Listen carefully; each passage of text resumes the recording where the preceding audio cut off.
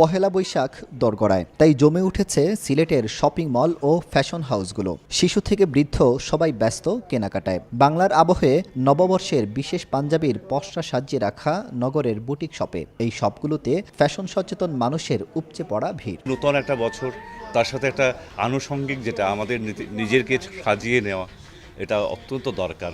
আসছি আসলে মূলত পাঞ্জাবি দেখব, বাবুর জন্য, আমার জন্য। আমার বাচ্চার জন্য 8 বছর বাচ্চা তো, ওর জন্য পাঞ্জাবি কিনলাম একটা পয়লা বৈশাখ উপলক্ষে। সাধারণত কেনাকাটায় মেয়েরা এগিয়ে থাকলেও বৈশাখের কেনাকাটায় ছেলেরাও পিছিয়ে নেই। উৎসবের রং লালের সঙ্গে মিলিয়ে তারাও কিনছেন পছন্দের পাঞ্জাবি। এখানে বেশ কালেকশন ভালোই আছে, এখান দেখলাম।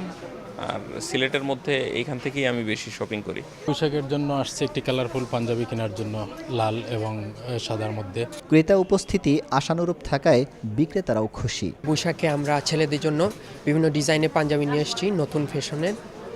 বিশেষ করে আমাদের সুতি যেগুলো আছে, এগুলো কিন্তু অনেক সাড়া পাচ্ছি আমরা। দাম রিজনেবল আছে, কালার আছে, সব ডিজাইন আছে, চলছে ভালো। 1390 হাইস্ট আমাদের বৈশাখের পাঞ্জাবি।